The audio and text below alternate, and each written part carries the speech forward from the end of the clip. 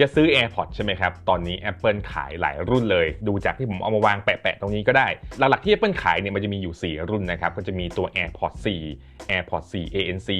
AirPods Pro 3รวมถึง AirPods Max ส่วนอีกข้างเนี่ยผมแถมให้แล้วกันสำหรับเป็นรุ่นมือ2นะที่ยังหาซื้อได้อยู่ใครที่กำลังจะตัดสินใจซื้อเนี่ยในช่วงจะเป็นของขวัญปีใหม่ให้กับตัวเองก็ได้เนี่ยลองมาฟังคลิปนี้นะครับว่าเป็นอย่างไร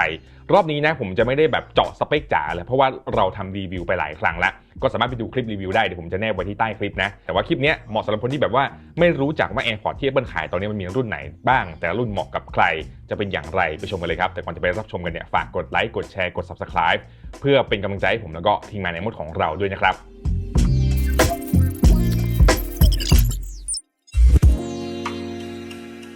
ก่อนอื่นเนี่ยเดี๋ยวเรามาตอบคำถามตัวเราเองก่อนนะว่าเราชอบหูฟัง AirPods ประเภทไหนผมจะแยกแฟกเตอร์เป็น3ข้อแล้วกันนะครับข้อแรกก็จะเป็นทรงที่เราชอบก่อน AirPods ของ Apple จะมีอยู่3ทรงแรกก็จะเรียกเป็นearbud ก็คือหูฟังแบบไม่มีจุกอย่างที่2ก็จะเป็น in ear นะหูฟังแบบมีจุกแล้วก็แบบที่3เป็นแบบครอบหูนะฮะแบบนี้อันนี้คือแฟกเตอร์ตัวแรกตัวที่2เนี่ยก็ดูนะครับว่าเราต้องการหูฟังที่ตัดเสียงรบกวนดีมากน้อยขนาดไหนไม่ต้องก็ได้ไม่จำเป็นต้องใช้บ้างหรือว่าต้องการตัดเสียงรบกวนมากนะครับแล้วก็ข้อที่3เนี่ยดูพฤติกรรมในการใช้งานของเรานะว่าเราใช้ทำอะไรใช้เดินทางใช้ในที่ทำงานใช้ในการประชุมสายโทรสายหรือใส่ระหว่างออกกำลังกายไอ้พวกนี้จะเป็นแฟกเตอร์ที่จะช่วยให้เราเลือก AirPods ที่เหมาะกับเราได้นะครับโอเคเดี๋ยวเราไปทีละรุ่นกันก่อนนะฮะ AirPods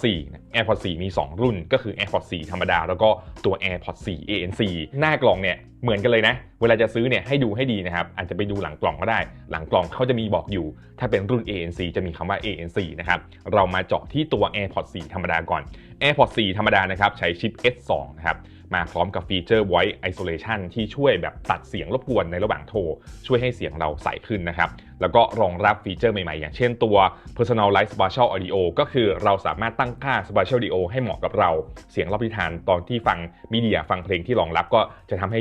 ประสบการณ์ในการฟังเพลงฟังเสียงเนี่ยดีขึ้นรองรับการติดตามศีรษะแบบไดนามิกนะฮะด้านการทนน้ำทนเหงื่อเนี่ยทนน้ำทนเหงื่ออยู่ที่ IP54 ก็สามารถใส่ออกกำลังกายแล้วก็โดนฝนนิดหน่อยได้นะครับแต่ว่าดำน้ำไม่ได้นะตัวเคสชาร์จนะครับเป็นเคสชาร์จ USB-C นะครับก็เป็นเคสชาร์จ USB-C หมดแหละเพราะว่า AirPods ที่ Apple ขายในปัจจุบันเนี่ยทุกรุ่นเลยใช้พอร์ตหรือว่าเคสชาร์จเนี่ยเป็น USB-C หมดนะฮะตัวแบตเตอรี่เนี่ย Apple เขาระบุในสเปคบอกว่าตัวหูฟัง AirPods 4 ตัวนี้นะครับใช้งานได้ประมาณสัก5ชั่วโมงต่อการชาร์จแล้วก็ถ้ารวมกับเคสชาร์จตอนใส่เนี่ยจะฟังได้สูงสุดถึง30ชั่วโมงเลยนะครับแล้วก็มีไฟล์ใหม่ด้วยตัวเคสชาร์จสามารถติดตามเวลาที่เราลืมไว้ที่ไหนก็ใช้แอปไฟล์ใหม่ในการค้นหาตัว AirPods 4 ได้ AirPods 4 ตัวเริ่มต้นนะครับเขาเป็น AirPods ทรงearbud ก็คือหูฟังแบบไม่มีจุกอันนี้คือดีไซน์ของเขาผมไม่ดูเร็วๆแล้วกันนี่ดีไซน์แบบ earbud ตัวนี้แน่นอนครับว่ามันใส่ง่ายใส่สบายนะครับไม่ปวดหูแน่นอนแล้วก็เหมาะสำหรับคนที่ใช้ฟังทั่วไปนะครับอาจจะใช้ในการโทรศัพท์ในการฟังเพลงประชุมเบาๆใช้งานไม่หนักมากนะครับก็คือแบบสายพกพาเนี่ยใช้ตัวนี้ได้คุณดูเคสชาร์จเขาสิเนี่ยเคสชาร์จเขาเล็กมากอันนี้คือตัว AirPods 4 นะครับอันนี้เป็น AirPods Pro เนี่ยจะเห็นว่าตัว AirPods 4 เนี่ยเคสชาร์จของเขาค่อนข้างเล็กนะมาเทียบกับตัว AirPods Pro ดังนั้นคนที่ใส่เบาๆสายพกพายังไงก็ AirPods 4 เหมาะนะครับนิดนึงนะครับสำหรับคนที่จะซื้อ AirPods 4 ตัวเริ่มต้นนะครับให้ทราบมันก่อนนะว่าด้วยความที่ AirPods 4 มันเป็นหูฟัง AirPods ตัวเริ่มต้นมันไม่มีฟีเจอร์การตัดเสียงรบกวนนะครับจะไม่สามารถตัดเสียงรบกวนได้ข้อแรกข้อที่2จะไม่มีโหมด Adaptive Audio นะครับหรือว่าปรับเสียงตามสภาวะเนี่ยเราไปข้างนอกถ้าเจอเสียงดังระบบก็จะตัดเสียงรบกวนให้ถ้าเสียงเริ่มเงียบเนี่ยก็จะฟังเสียงภายนอกให้อันนี้ไม่มีนะครับแล้วก็ไม่มีฟีเจอร์ Transparency Mode หรือว่าฟังเสียงภายนอกอันนี้ตัว AirPods 4 ตัวเริ่มต้นไม่มีนะครับมันเหมาะกับใครเหมือนที่ผมบอกไว้เหมาะสำหรับสายพกพาฟังเบาๆฟังง่ายๆแต่ถ้าเราจะเป็นสายที่แบบว่าใส่ AirPods อยู่ในที่ทำงานนั่งรถไฟฟ้าไปในสถานที่ที่มีเสียงเยอะเนี่ยตัว AirPods 4 ตัวเริ่มต้นเนี่ยไม่เหมาะนะครับอันนี้ผมแนะนำไว้ส่วนราคาจำหน่ายของตัว AirPods 4 ตัวเริ่มต้นนะครับจะอยู่ที่ 4,790 บาทอันนี้คือราคาที่ Apple จำหน่ายอยู่นะครับแต่ถ้าไปซื้อในแอปพลิเคชันออนไลน์เงี้ยผมคิดว่าได้ส่วนลดเหลือ 3,000 กว่าแน่นอนนะอันนี้คือตัวแรกของตัว AirPods 4 ต่อมาก็จะเป็นตัว AirPods 4 ANC เนี่ยตรงนี้เป็นทรง earbud เหมือนกันแต่มีตัดเสียงรบกวนอันนี้คือดีมากเลยนะครับมันเป็นจุดขายของเขาเลยนะเพราะว่าหูฟัง AirPods ที่จะตัดเสียงรบกวนได้เนี่ยถ้าปกติที่ผ่านมาในอดีตเนี่ยจะต้องเป็นAirPods Pro ที่มีจุกหูฟังเนอะแต่ว่า AirPods 4 ANC เนี่ยเป็น AirPods ตัวแรกที่ไม่มีจุกหูฟังแต่ว่าตัดเสียงรบกวนได้มาพร้อมฟีเจอร์ Transparency Mode ฟังเสียงรอบตัวได้รอบข้างได้มี Adaptive Audio ที่ปรับตามสภาวะได้นะครับแล้วก็มี Conversation Awareness ด้วยนะมันคืออะไรในกรณีที่เราใส่หูฟังแล้วเราเปิดโหมด Conversation Awareness ถ้าผมพูดกับใครสักคนอย่างเงี้ยเราฟังเพลงอยู่ ตัวหูฟัง AirPods 4 ANC เนี่ยก็จะเบาเสียงเพลงให้แล้วก็โฟกัสเสียงพูดให้ชัดเจนขึ้นอันนี้คือดีมากนะครับแล้วก็ฟีเจอร์อื่นเนี่ยก็มีเหมือนกับตัว AirPods ตัวเริ่มต้นเลยอย่างเช่นตัว Voice Isolation โทรชัดขึ้นมี Personalized Spatial Audio เหมือนกันนะครับตัว AirPods 4 ANC ตัวนี้นะครับก็มีมาตรฐานทนน้ำทนฝุ่นอยู่ที่ IP54 ก็เหมือนกับตัว AirPods 4 ตัวเริ่มต้นเลยสามารถใส่ออกกำลังกายได้ทนน้ำทนเหงื่อทนฝนได้นิดหน่อยเช่นกันนะครับก็เอาง่ายๆถ้าใครอยากได้หูฟังทรง Earbuds ที่ตัดเสียงรบกวนได้ก็แนะนำตัว AirPods 4 ANC เลยตัวนี้ผมค่อนข้างแนะนำนะครับเพราะว่ามันจะเป็นจุดก้ำกึ่งนะระหว่างตัว AirPods 4 ANC กับตัว AirPods Pro 3 AirPods 4 ANC ตัดเสียงรบกวนได้แบบไม่มีจุกหูฟังแต่ว่าในประสบการณ์ใช้งานของผมเนี่ย AirPods 4 ANC ยังตัดเสียงรบกวนไม่ดีเท่าตัว AirPods Pro นะครับแต่ว่าด้วยความที่มันใส่สบายไงใส่ได้ทั้งวันไม่เมื่อยหูอย่างเงี้ยผมว่าตัว AirPods 4 ANC เนี่ยค่อนข้างโอเคนะครับแล้วก็ที่สำคัญผมลืมบอกไปว่าตัว AirPods 4 ANC เนี่ยรองรับฟีเจอร์ Live Translation ด้วยนะครับก็คือเป็นหูฟังที่แปลภาษาสดอาจจะฟังเสียงภาษาญี่ปุ่นแล้วก็แปลเป็นภาษาอังกฤษให้เราฟังได้นะครับฟีเจอร์ตัวนี้ไม่รองรับภาษาไทยนะแต่ว่าอย่างน้อยก็มีมาให้ผมคิดว่าโอเคนะรุ่นนี้เหมาะกับใครนะครับข้อแรกอย่างที่บอกไว้เหมาะสำหรับคนที่อยากได้หูฟัง AirPods ที่ตัดเสียงรบกวนได้แต่ยังคงทรงเป็น earbud ที่ใส่สบายอันนี้คือเหมาะมากนะครับข้อที่2เหมาะสำหรับคนที่เดินทางบ่อยนะเพราะว่าด้วยตัวเครื่องที่มันพกพาง่ายไงตัวเครื่องประมาณนี้เลยนะครั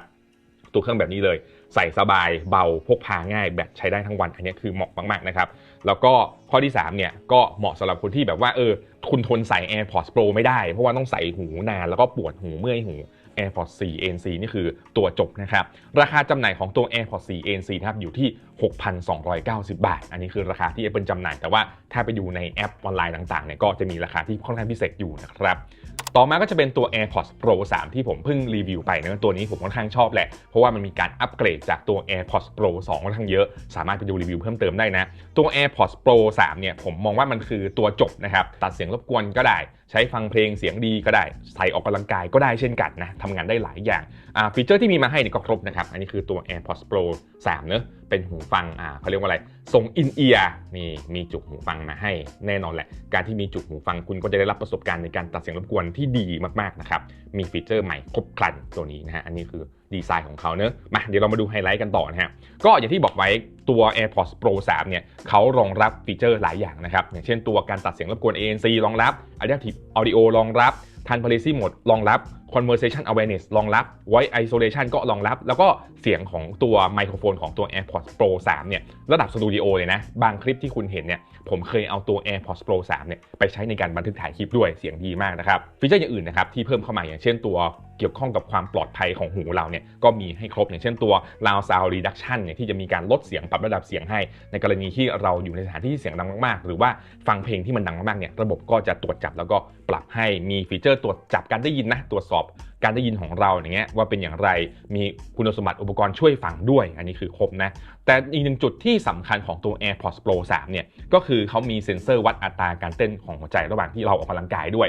ยความหมายคืออะไรผมสามารถใส่ตัว AirPods Pro 3 แล้วก็ถือ iPhone ไปเปิดโหมดออกกำลังกายเปิดแอปออกกำลังกายในตัว iPhone แล้วก็ตัวหูฟัง AirPods Pro 3 เนี่ยก็จะใช้เซ็นเซอร์ในการวัดอัตราการเต้นของหัวใจบันทึกข้อมูลสุขภาพให้เราด้วยอันนี้คือโอเคมากคือเราไม่จำเป็นจะต้องใส่ Apple Watch ในการออกกำลังกายก็ได้มีตัว AirPods Pro 3 มีตัว iPhone ก็จบเลย AirPods Pro 3 ใช้ได้นะครับทั้งการฟังเพลงระหว่างการออกกำลังกายรวมถึงวัดอัตราการเต้นของหัวใจของเราได้ด้วยอันนี้คือซื้อไปเนี่ยคุ้มแน่นอนนะครับในเรื่องของมาตรฐานการทนน้ำทนฝุ่นเนี่ยก็ทนน้ำทนฝุ่นอยู่ที่ IP57 ซึ่งเหนือกว่าตัว AirPods 4 ทั้ง2รุ่นเนอะอันนี้คือสบายใจได้นะเรื่องของแบตเตอรี่เนี่ยฟังได้สูงสุดประมาณ8ชั่วโมงอันนี้ตามสเปคที่ Apple ระบุไว้ในกรณีที่เราเปิดโหมดตัดเสียงรบกวนนะครับแล้วก็ถ้าใส่เคสรวมถึงฟังหูฟังแบบเปิดโหมดตัดเสียงรบกวนเนี่ยก็จะใช้งานร่วมกันได้สูงสุดถึง24ชั่วโมงเลยโอ้โหใช้ได้ทั้งวันแน่นอนนะครับแล้วก็ตัวเคสชาร์จเนี่ยเขาเป็นเคสชาร์จแบบ MagSafe นะสามารถเอาวางบนที่ชาร์จ Apple Watch ก็ได้บนที่ชาร์จไร้สายมาตรฐานชีก็ได้เช่นกันนะฮะแล้วก็มีลำโพงด้วยเนี่ยมีลำโพงตรงนี้เอาไว้ระบุตำแหน่งเนาะกรณีที่มันสูญหาย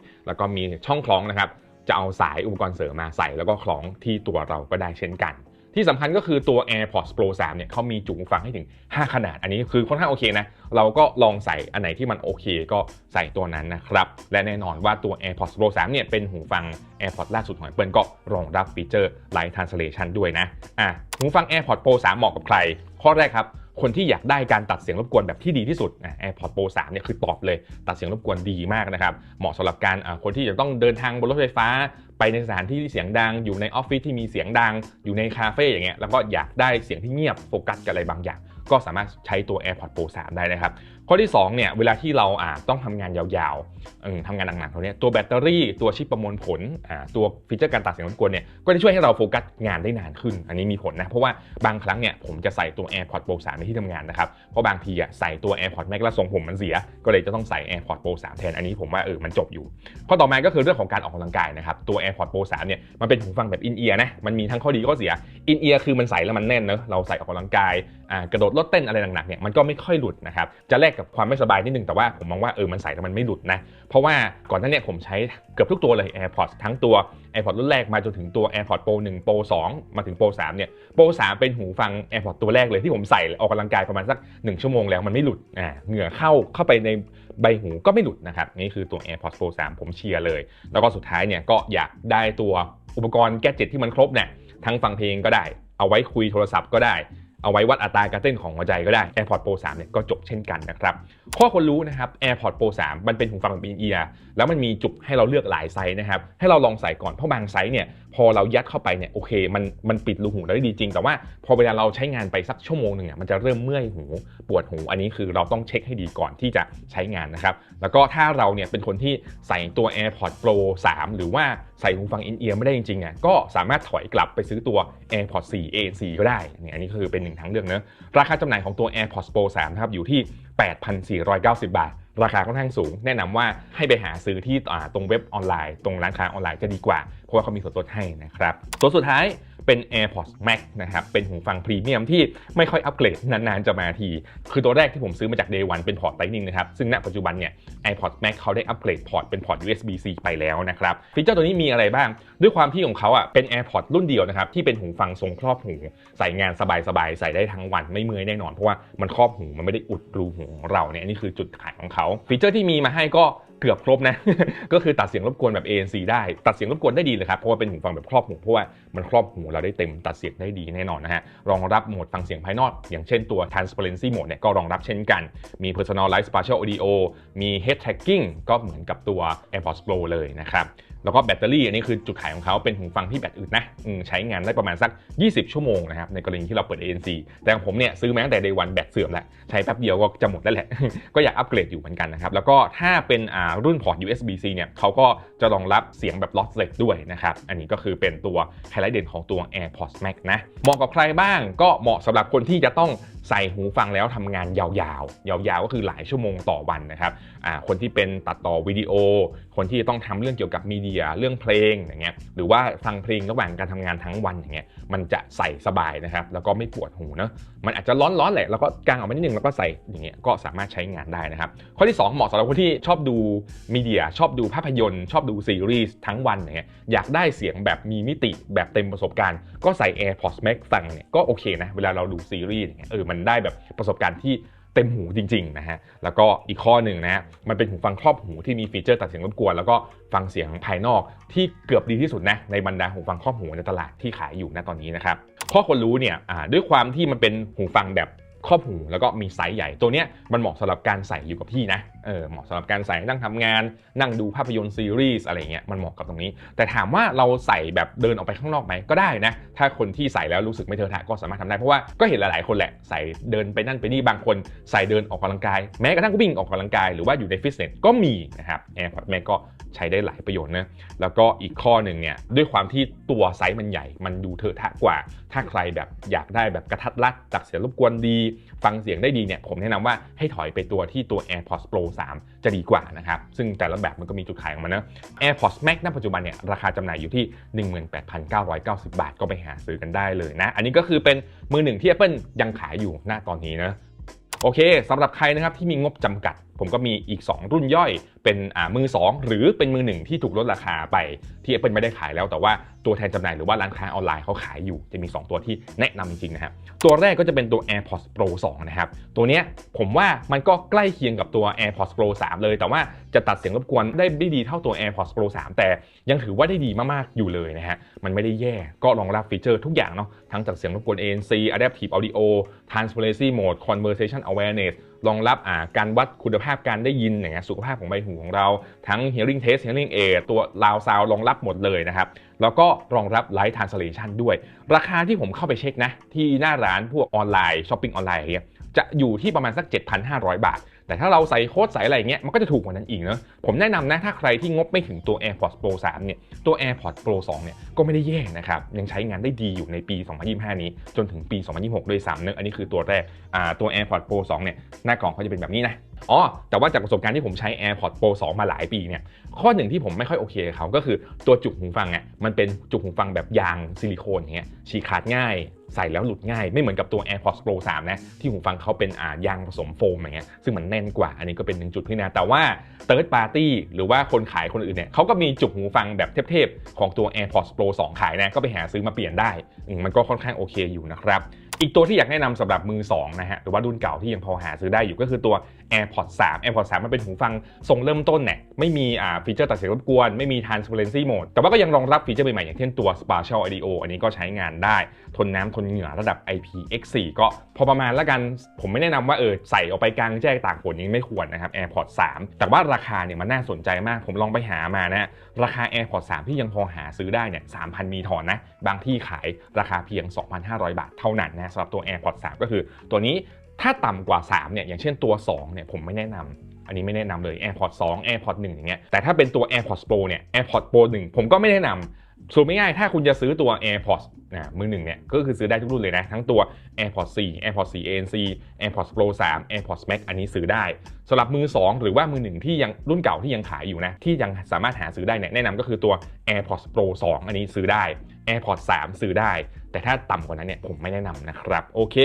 สุดท้ายเนี่ยเดี๋ยวผมก็จะสรุปให้อีกรอบหนึ่งนะว่าแต่รุ่นที่ผมยกมาเนี่ยมันเหมาะกับใครบ้างตัวแรกก็จะเป็นตัว AirPods 4 เนอะใส่สบายงบเริ่มต้นอันนี้คือง่ายๆตัวที่2ถ้าเราอยากได้ตัดเสียงรบกวนที่ดีนะฮะแต่ว่าไม่เป็นจุกหูฟังก็แนะนำตัว AirPods 4 ANC นะครับตัวที่3เป็นตัวจบผมเรียกว่าตัวจบเลยนะตัดเสียงรบกวนได้ดีฟีเจอร์แน่นเสียงดีด้วย AirPods Pro 3 ครับแล้วก็ถ้าใครอยากได้ครอบหูพรีเมียมใช้งานตลอดวันดูมีเดียดูซีรีส์ได้เต็มประสบการณ์ AirPods Max ส่วนมือ2สุดคุ้มก็มีอยู่2รุ่นก็คือตัว AirPods Pro 2 แล้วก็ตัว AirPods 3 ก็ประมาณนี้นะครับสำหรับตัว AirPods เหนือสิ่งใดเวลาที่เราซื้อเนี่ยให้ดูให้ดีนะครับเพราะในปัจจุบันเนี่ย AirPods แบบตัวปลอมเนี่ยเยอะมากแล้วดีไซน์เนี่ยเหมือนกันเลยแสดงหน้าจับคู่เหมือนกันด้วยนะอันนี้ระวังให้ดีวิธีที่เราจะต้องเช็คที่ดีที่สุดให้ดูตัวแทนจำหน่ายครับหรือว่าร้านที่เราซื้อเนี่ยจะต้องเป็นร้านที่ค่อนข้างดูดีมีมาตรฐานนะครับอาจจะเป็นตัวพวกมอทั้งหลาย Lazada มอ Shopee มอเนี่ยอันนี้ก็คือสามารถหาซื้อได้รวมถึงตัวแทนจำหน่ายที่เขาเรียกว่าอะไรได้รับการแบบยืนยันจาก Apple ว่านี่คือตัวแทนจำหน่ายที่น่าเชื่อถือจริงๆเนี่ยก็ลองไปหาเช็คดูแต่ถ้าอยากได้ของแท้แน่นอน1,000,000%ก็สั่งซื้อที่ Apple นะอันนี้คุณได้ของแท้แน่ๆส่วนมือ2ก็เช็คให้ดีนะผมมีเช็คลิสต์ง่ายๆแล้วกันถ้าคุณจะไปซื้อตัว AirPods มือ2ซื้อต่อจากใครสักคนเนี่ยลองเช็คอยู่สัก 2-3 ข้อนี้ข้อแรกเราลองฟังดูนะลองใส่แล้วก็ฟังดูว่าเสียงเป็นยังไงฟังสัก15นาที20นาทีก็ได้ว่าเสียงมันโอเคไหมมีแบตของหูฟังข้างไหนมันลดเร็วกว่าปกติหรือเปล่าเนี่ยเพราะว่าเราอาจจะเจอหูฟัง AirPods ที่แบตเสื่อมก็ได้นี่คือข้อแรกข้อที่2เทสไมค์ครับใส่แล้วก็ลองอัดเสียงดูว่าเสียงไมค์โอเคไหมอาจจะลองโทรไปหาเพื่อนโทรหาใครสักคนก็ได้ว่าเขาได้ยินเสียงเราชัดหรือเปล่านะครับส่วนรุ่นที่มีการตัดเสียงรบกวนก็ลองให้ครบนะลองแบบโหมดปกติตัดเสียงรบกวนฟังเสียงภายนอกดูว่ามันโอเคหรือเปล่านะครับแล้วก็เช็คจำพวกเคสชาร์จด้วยนะว่าเสียบแล้วเข้าหรือเปล่าบางทีหูฟังดีมากเลยแต่เคสชาร์จเสียอย่างเงี้ยเสียบเข้าไม่ได้ก็เดี๋ยวต้องไปเสียเงินเพิ่มอีกนะครับแล้วก็ข้อสุดท้ายเนี่ยดูสภาพของตัวหูฟังด้วยโดยเฉพาะเขาเรียกว่าตะแกรงในหูฟังเนี่ยถ้าเราดูที่หูฟังเนี่ยมันจะมีตะแกรงอยู่ลองดูซิว่าสภาพมันโอเคไหมเพราะว่าบางอันเนี่ยมันถูกใช้แบบสภาพปุโรทั่งใช้งานมาเยอะตัวตะแกรงนั้นอาจจะหลุดออกมาซึ่งเราอาจจะต้องเสียเงินเพื่อไปแก้ไขปัญหาตรงนี้ก็ได้เนอะอันนี้เป็นสิ่งที่อยากเอามาเล่าให้ฟังนะครับคิดเห็นกันอย่างไรอยากได้ AirPods รุ่นไหนหรือใช้รุ่นไหนอยู่ก็คอมเมนต์พูดคุยกันได้นะครับก่อนจากกันไปฝากกดไลค์กดแชร์กด Subscribe เพื่อเป็นกำลังใจให้ผมแล้วก็ทีมงานในมดของเราด้วยคลิปนี้ผมเต้นในมดขอลาไปก่อนแล้วเจอคลิปหน้าสวัสดีครับ